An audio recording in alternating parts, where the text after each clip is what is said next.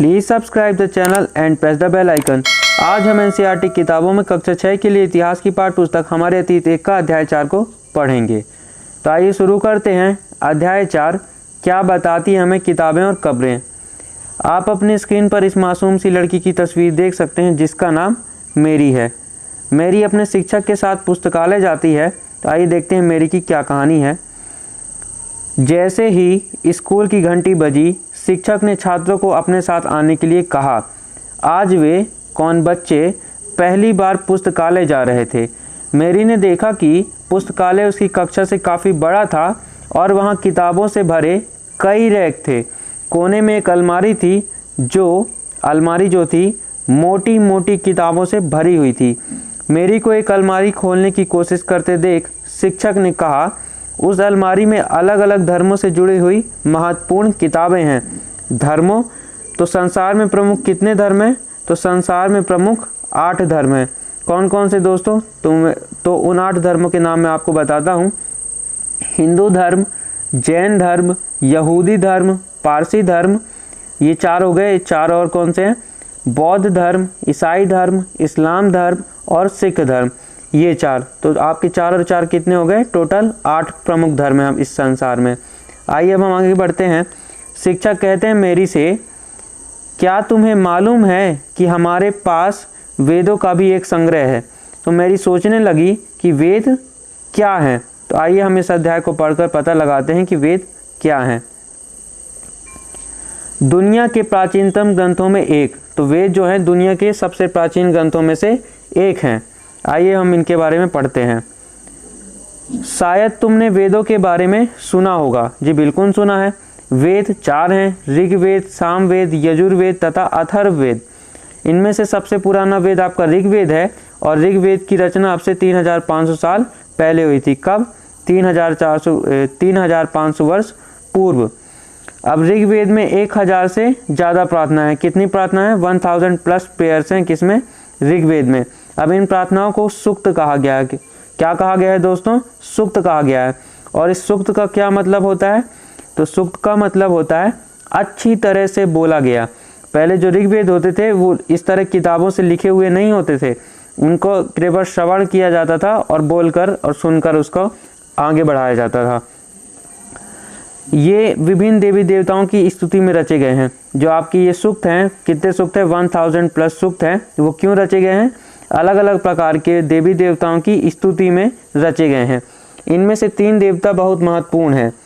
अब जो विभिन्न देवता हैं उनमें से 3 देवता बहुत महत्वपूर्ण हैं। कौन कौन से हैं? अग्नि, इंद्र और सोम। अग्नि देवता, इंद्र देवता और सोम देवता।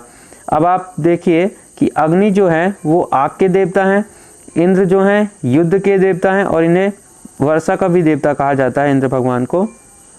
और जो सोम है, सोम देवता, तो सोम देवता क्या है? एक पौधा है। तो और आपको ये बताया जा रहा है कि सोम जो है इससे एक खास पेय बनाया जाता है। उस पेय का नाम क्या आप जानते हैं? तो उस पेय का नाम है सोम रस। सोम रस बहुत ही अद्वितीय चीज़ है। आप अपने स्क्रीन पर सोम के पौधे को देख सकते हैं। सोम का पौधा राजस्थान के अर्बुद में, उड़ीसा के महेंद्रगिरी में और विंध्याचल में पाया जाता है। कुछ विद्वानों का मानना है कि यह केवल अफगानिस्तान की पहाड़ियों में ही पाया जाता है।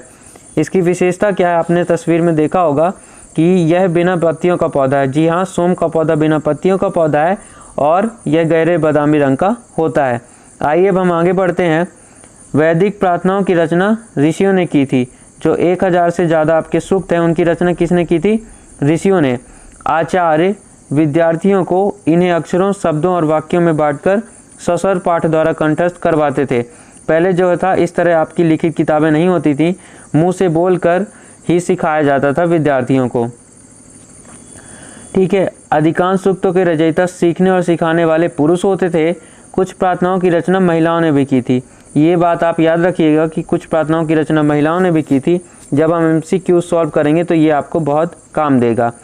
ऋग्वेद की भाषा पाक संस्कृत या वैदिक संस्कृत कहलाती है। ऋग्वेद की भाषा जो होती है आपकी संस्कृत भाषा से बहुत भिन्न है, जो आज हम स्कूल में पढ़ते हैं। आइए अब हम आगे बढ़ते हैं। संस्कृत और अन्य भाषाएं। तो देखिए इतना बड़ा पैराग्राफ है आपका, मैं आपको इसकी शॉर्ट जानकारी देता हूँ। जो संस्कृत भाषा है भारत और यूरोप की भाषा है।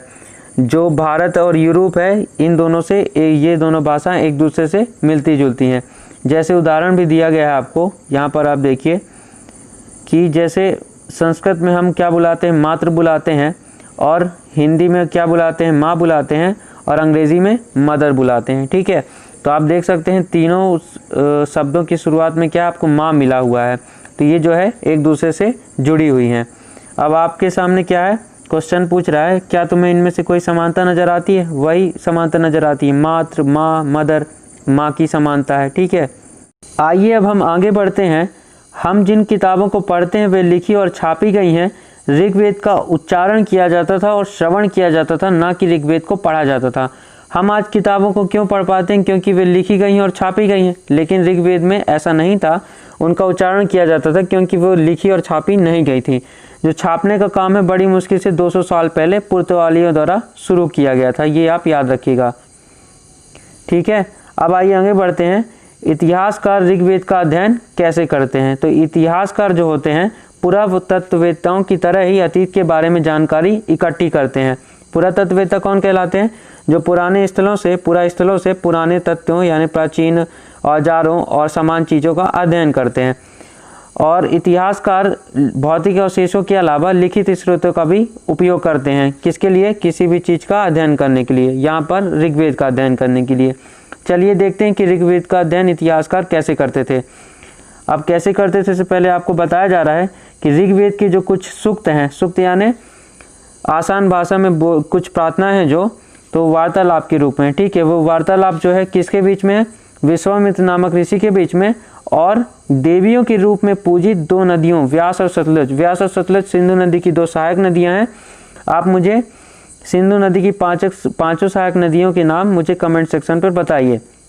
व्यास और सतलुज नदी के पुराना नाम क्या है? तो व्यास नदी का पुराना नाम क्या है आपका? विपाशा। और सतलुज नदी का पुराना नाम क्या है आपका? शतद्रु। आइए अब हम इस सूक्त को पढ़ते हैं, सूक्त वाले वार्तालाप को पढ़ते हैं। तो ये विश्वामित्र और नदियों के बीच में है। तो सबसे पहले विश्वामित्र जी कहते हैं, हे नदियों, अपने बछड़ों को चाटती हुई दो दमकती गायों की तरह दो फुर्तीली घोड़ों की चाल से पहाड़ों से नीचे आओ।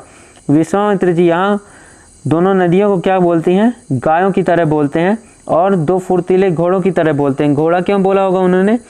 इसलिए क्योंकि रथ को खींचने का घोड़ा आता है। ठीक है, उनके पास रथ है विश्वामित्र जी के पास, जो कि रथ को खींचने के लिए घोड़ा है।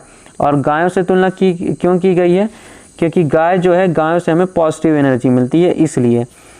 इंद्र द्वारा दी हुई शक्ति से स्फूर्त तुम रथों की गति से सागर की ओर बह रही हो। नदियाँ जो हैं रथ की गति से, रथ जिस तेजी से चलता है उसी तेजी से नदियाँ भी सागर की ओर बह रही हैं। तुम जल से परिपूर्ण हो। अब नदी तभी कहलाएंगी जब जल होगा उनमें, नहीं तो सूखी नदी। एक दूसरे से मिल जाना चाहती हो, ये विश्वामित्र जी ने नदियों से कहा। अब नदियाँ जवाब देती हैं, जल से परिपूर्ण हम देवताओं के बनाए रास्ते पर चलती हैं, एक बार निकलने पर हमें रोका नहीं जा सकता। हे ऋषि, तुम हमसे प्रार्थना क्यों कर रहे हो? तो कह रही नदियाँ कि ऋषि आप हमसे चाहते क्या हो? तो विश्वामित्र जी फिर जवाब देते हैं नदियों का कि हे बहनों, अब उन्होंने नदियों को अपनी बहन कहकर पुकारा है, मुझ गाय की प्रार्थना सुनो। मैं रथों और गाड़ियों सहित बहुत दूर से आया हूँ, कृपा करके अपने जल को हमारे रथों और गाड़ियों की धुरियों के ऊपर ना उठाओ, ताकि हम आसानी से पार जा सकें। विश्वामित्र जी नदियों से कह रहे हैं कि हमें डुबाओ मत, हमें आगे जाने दो। तो नदियाँ जवाब देती हैं, क्या जवाब देती हैं नदियाँ? हम तुम्हारी प्रार्थना सुनेंगे जिससे तुम सुरक्षित उस पार जा सको। नदियों ने प्रार्थना सुन ली, विश्वामित्र जी खुश हुए और उस पार पहुँच गए। अब इतिहासकार इससे क्या बताते हैं? तो इतिहासकार हमें यह बताते हैं कि यह प्रार्थना उस क्षेत्र में रची गई होगी जहाँ ये नदियाँ बहती हैं। ये नदियाँ कहाँ बहती हैं? उत्तर पश्चिम में, पाकिस्तान में। ठीक है, यह भी सुझाते हैं, ठीक है, इतिहासकार हमें क्या सुझाते हैं कि जिस समाज में ऋषि रहते हैं वहाँ घोड़ों और गायों को बहुत महत्व दिया जाता है, इसलिए नदियों की तुलना घोड़ों और गायों से की गई है। घोड़ों को महत्व इसलिए दिया जाता है क्योंकि वे रथ खींचने के काम आते हैं, और गायों को महत्व इसलिए दिया जाता है क्योंकि गायों से हमें पॉजिटिव एनर्जी मिलती है। क्या तुम्हें लगता है कि रथ भी महत्वपूर्ण थे? बिल्कुल महत्वपूर्ण थे, क्योंकि वे रथ खींचने के काम आते थे। जवाब का कारण मैंने बता दिया। प्रार्थना की पंक्तियों को दोबारा पढ़कर यह बताओ कि उनमें परिवहन के लिए किन साधनों का उल्लेख है। तो परिवहन के लिए रथ का उल्लेख है। ठीक है, अब क्या है, ऋग्वेद की प्रार्थनाओं में अन्य दूसरी नदियों खासकर सरस्वती, सिंधु और उनकी सहायक नदियों का भी जिक्र किया गया है, लेकिन गंगा और यमुना नदी का उल्लेख सिर्फ एक बार हुआ है। ये आपके MCQ में काम देगा, आप ध्यान से इसे नोट कर लीजिए, अपने दिमाग में बैठा लीजिए। मानचित्र 1 को देखो, ऐसी 5 नदियों की सूची बनाओ जिनके नाम ऋग्वेद में नहीं है।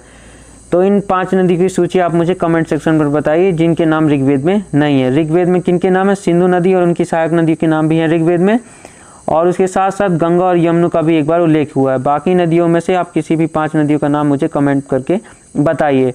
अब हम आगे बढ़ते हैं, मवेशी, घोड़े और रथ। तो ऋग्वेद में मवेशियों, बच्चों, खासकर पुत्रों और घोड़ों की प्राप्ति के लिए भी अनेक प्रार्थनाएं, जो 1000 से ज़्यादा सूक्त हैं ऋग्वेद में, उनमें इन सभी के लिए प्रार्थनाएं हैं। ठीक है, घोड़ों को लड़ाई में रथ में खींचने के काम में लाया जाता था। इन लड़ाइयों में मवेशी जीत कर लाए जाते थे। ठीक है, घोड़ों का उपयोग कहाँ होता था? लड़ाई में रथ खींचने के लिए, और इन लड़ाइयों से क्या जीत कर लाया जाता था? मवेशियों को। ठीक है, लड़ाइयाँ वैसे ज़मीन के लिए भी लड़ी जाती थी, मवेशियों के लिए भी, और ज़मीन के लिए भी, और चारागाह के लिए, और बस पानी के लिए भी। तो आप याद रखिएगा कि जो पहले लड़ाइयाँ होती थी उनमें घोड़ों का उपयोग रथ खींचने के लिए किया जाता था, और इन लड़ाइयों में मवेशी जीत कर लाए जाते थे। ज़मीन के लिए लड़ाई होती थी, पानी के लिए लड़ाई होती थी, और उन मवेशियों के चारागाहों के लिए भी लड़ाई होती थी। ठीक है, अब युद्ध में हुआ तो जीते, धन भी जीते थे लोग। तो धन जीते थे तो इसको 4 लोगों में बांट दिया जाता था। 4 लोगों को 4 भाग किया जाता था। वे लोग कौन थे? पहला भाग तो सरदार रख लेते थे, जो युद्ध करता था उसे भी चाहिए। ठीक है, कुछ हिस्सा पुरोहितों को दिया जाता था। जो वर्ण है आपके, वर्ण 3 है, प्रमुख 3 वर्ण हैं पुरोहितों का। ठीक है, पहला वर्ण पुरोहितों का, जिन्हें हम क्या कहते हैं? पंडित भी कह देते हैं, ब्राह्मण भी कह देते हैं। दूसरा वर्ण किसका था? राजाओं का, ये जो सरदार थे उनका। इनको कभी कभी छत्री भी कह दिया जाता था। क्या कह दिया जाता था दोस्तों? छत्री भी कह दिया जाता था। ठीक है, और तीसरा वर्ण आपका होता था दासों का। ठीक है, ये जो इनमें से युद्ध होते थे, इनमें से दासों को भी जीता जाता था, हम आगे पढ़ेंगे। तो किसको किसको बांटा जाता था? पहला भाग सरदार रखते थे, दूसरा भाग पुरोहितों को दिया जाता था, और शेष धन आम लोगों में बांट दिया जाता था। उसके साथ साथ यज्ञ करने के लिए भी कुछ धन का प्रयोग किया जाता था।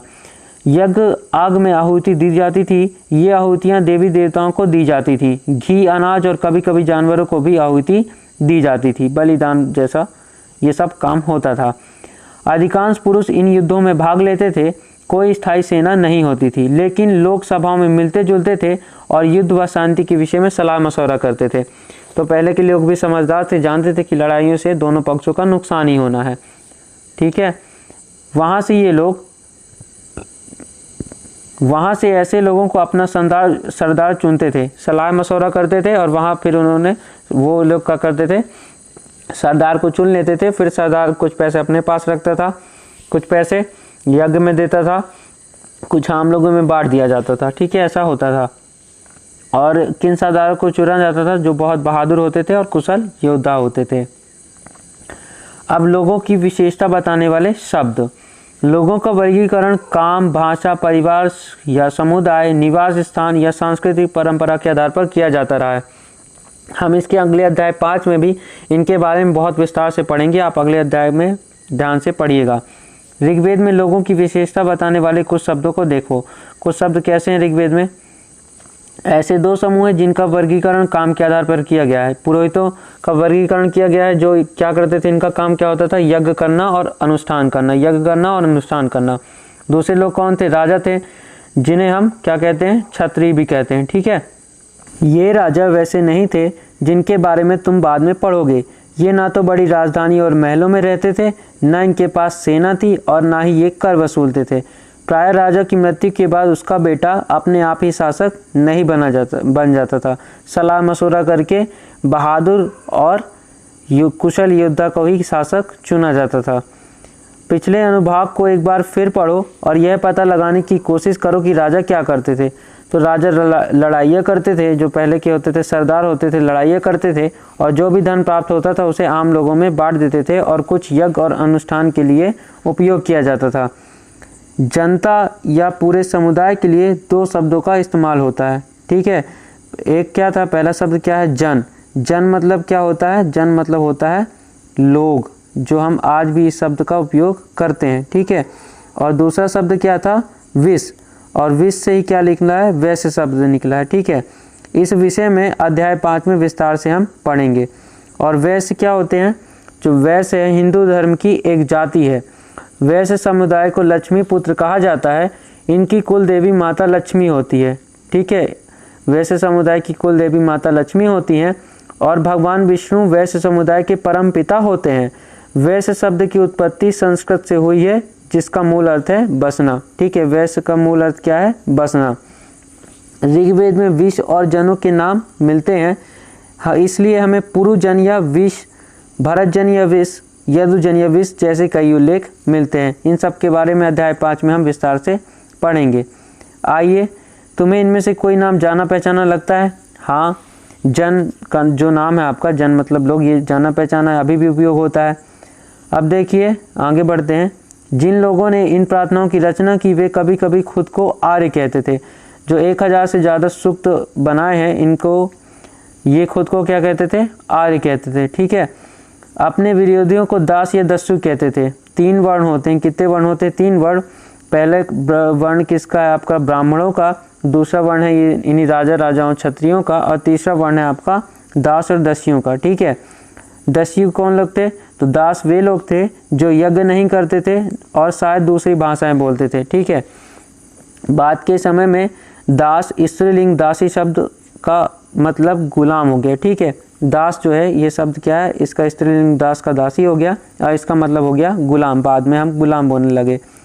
दास वे स्त्री और पुरुष होते हैं जिन्हें युद्ध में बंदी बनाया जाता है। युद्ध करते थे पहले सरदार और बंदी बनाते जिन लोगों को, तो इनको क्या बोलते थे? दास बोलते थे। ठीक है, उनके मालिक जो थे होते थे सरदार लोग, तो जायदाद माना जाता था। इन्हें जायदाद की तरह व्यवहार इनके साथ किया जाता था। जो भी काम मालिक चाहते थे उन्हें वह सब करना पड़ता था।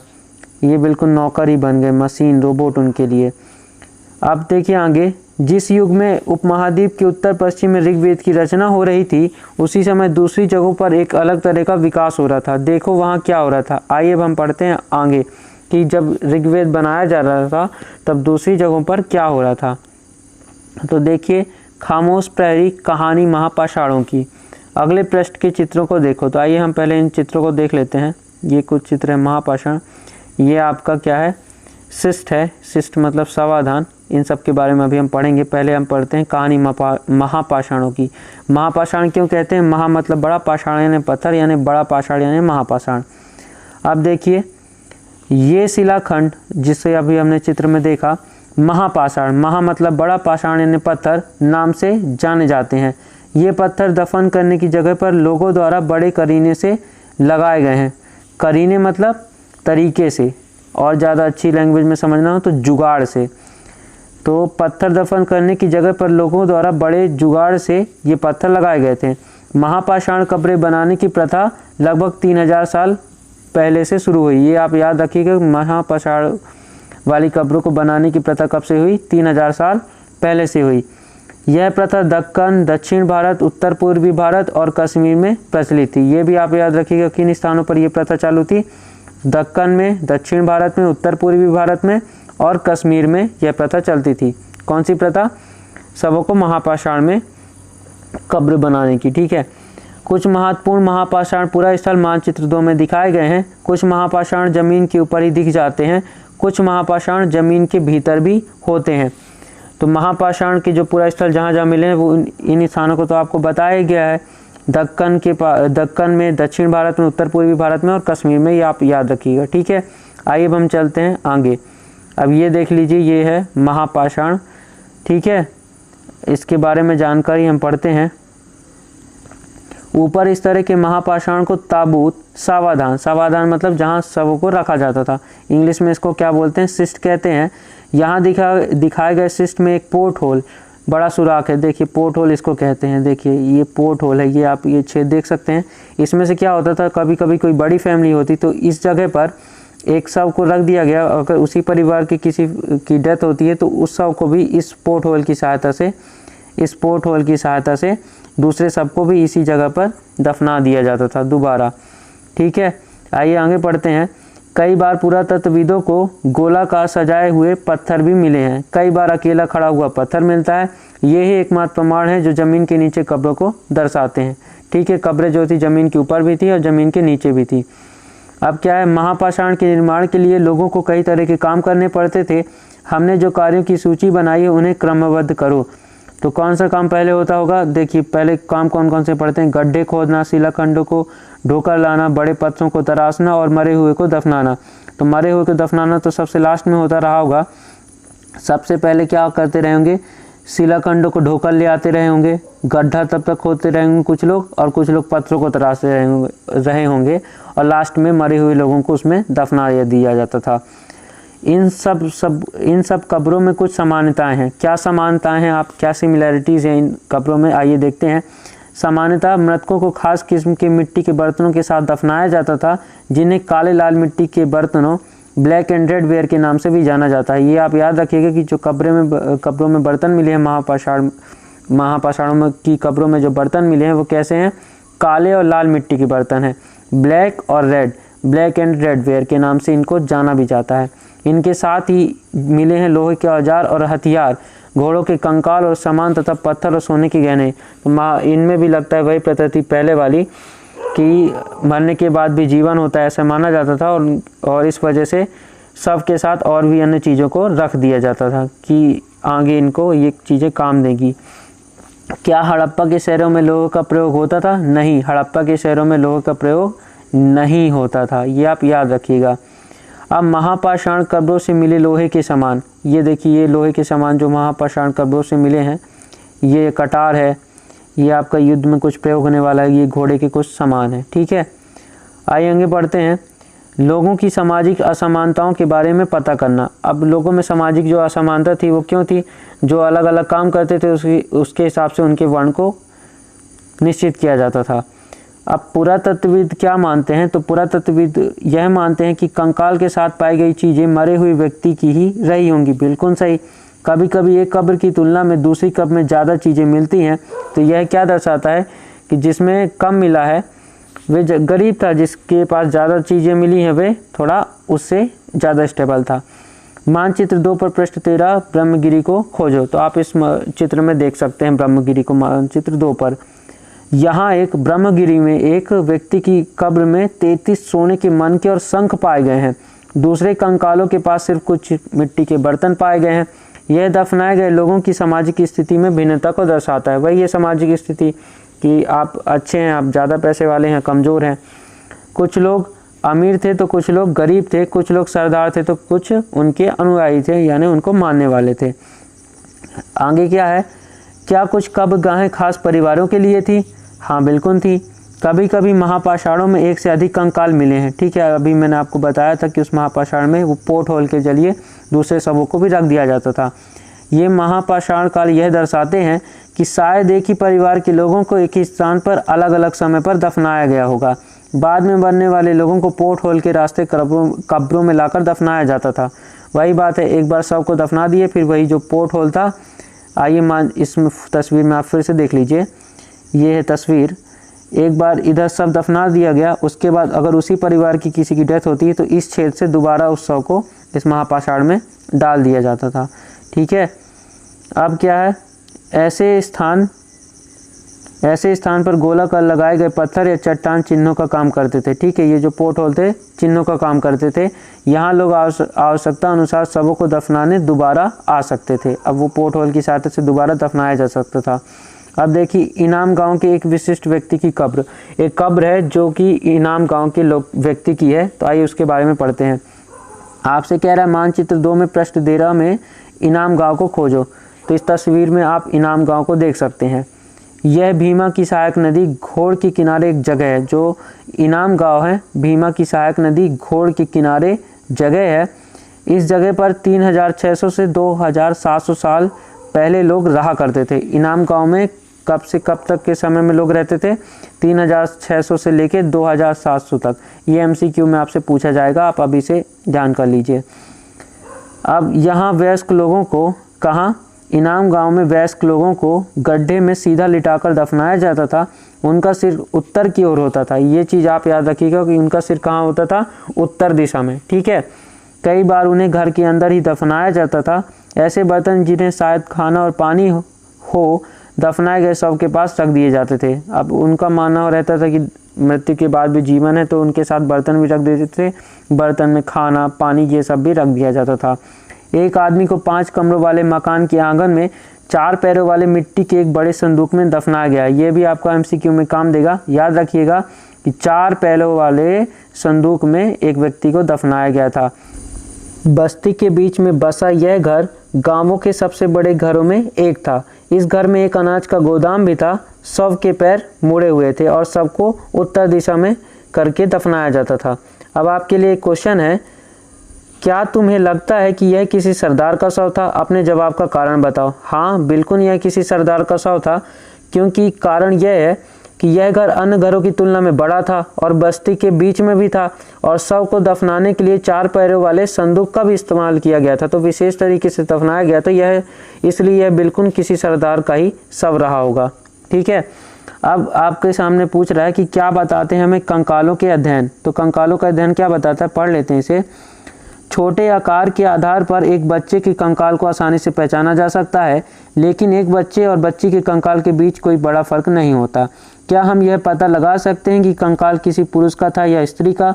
कभी कभी लोग कंकाल के साथ मिले सामानों के आधार पर इसका अंदाज़ा लगाते हैं।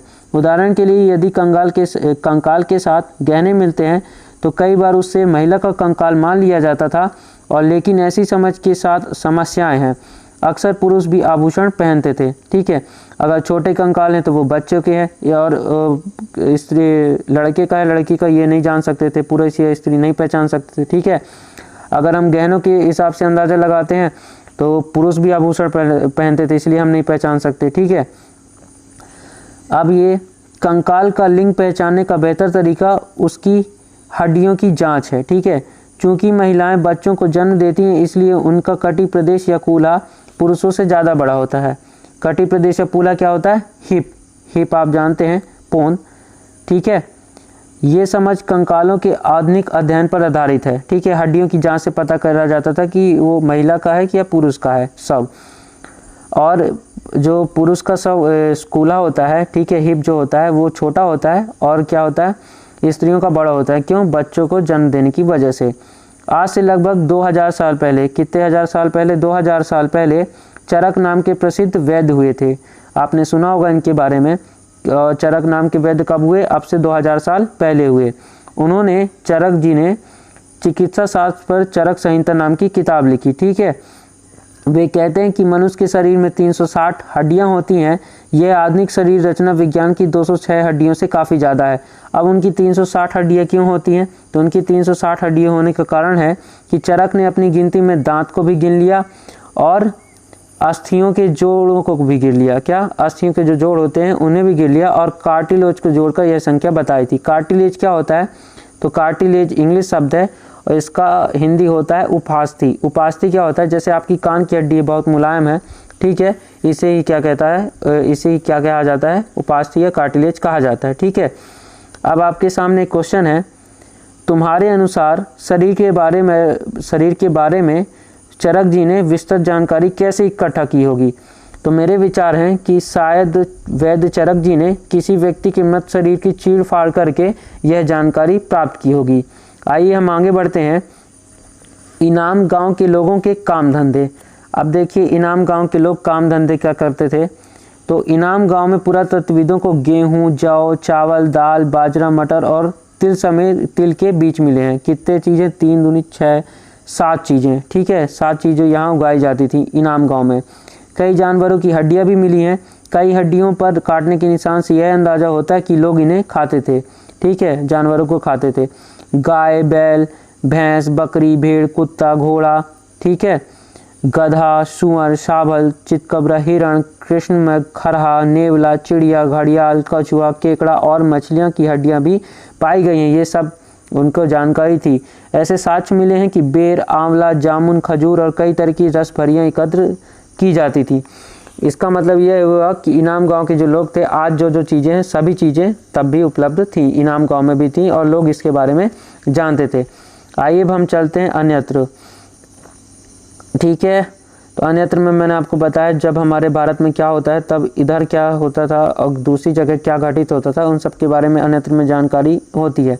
अगर आप चाहते हैं तो पढ़ लीजिए। ठीक है, ये लीजिए। ठीक है, अब हम आते हैं, आओ याद करें, निम्नलिखित को सुमेल करो। ठीक है, आइए हम इनका सुमेलन करते हैं। पहला क्या है, सूक्त। तो सूक्त का मतलब क्या होता है, अच्छी तरह से बोला गया, तो सूक्त आएगा इसमें। रथ, तो रथ का उपयोग किस में किया जाता था, युद्ध में प्रयोग किया जाता था। ठीक है, आपका ये हो गया दूसरा। और यज्ञ क्या होता था, यज्ञ का उपयोग अनुष्ठान में होता था। ठीक है, दास क्या होते हैं, दास को गुलाम कहते हैं। और महापाषाण सजाए गए पत्थर, महापाषाण मतलब बड़े पत्थर, इनको क्या किया जाता था, सजाया जाता था शवों को रखने के लिए। अब कह रहा आपसे वाक्यों को पूरा करो। तो खालिस्तान के लिए दासों का इस्तेमाल किया जाता था, तो मालिक की सेवा करने के लिए दासों का उपयोग किया जाता था। किसकी सेवा के लिए, मालिक की सेवा के लिए। ठीक है, ये आप याद रखिएगा। अब दूसरा क्या है आपका, खालिस्तान में महापाषाण पाए जाते हैं, तो दक्कन में, दक्षिण भारत में, उत्तर पूर्वी भारत में और कश्मीर में क्या होता है, महापाषाण पाए जाते हैं। तीसरा क्या है, जमीन पर गोले में लगाए गए पत्थर या चट्टान खालिस्तान का काम करते थे, तो चिन्हों का काम करते थे। किसका काम करते थे, चिन्हों का, जिससे दोबारा उसी जगह शव को रखा जा सके उसी परिवार के। अब चौथा है, पोर्ट होल का इस्तेमाल खालिस्तान के लिए होता था, तो पोर्ट होल का इस्तेमाल उसी परिवार के दूसरे सदस्य को महापाषाण में दफनाने के लिए किया जाता था। पांचवा क्या है, इनाम गांव के लोग खालिस्तान खाते थे, तो इनाम गांव के लोग अनाज, फल और मांस खाते थे। अभी आपने यहाँ पे पढ़ा हुआ है। ठीक है, यहाँ पे इधर ये है अनाज है उनके, और ये सब इनसे मांस खाते थे और हड्डियाँ भी खाते थे और फल भी खाते थे। ये आंवला, जामुन, खजूर, सारे रसभरिया ये लोग खाते थे। ठीक है, अब please subscribe the channel and press the bell icon so that you never miss the notification of our any new video. Thank you for watching.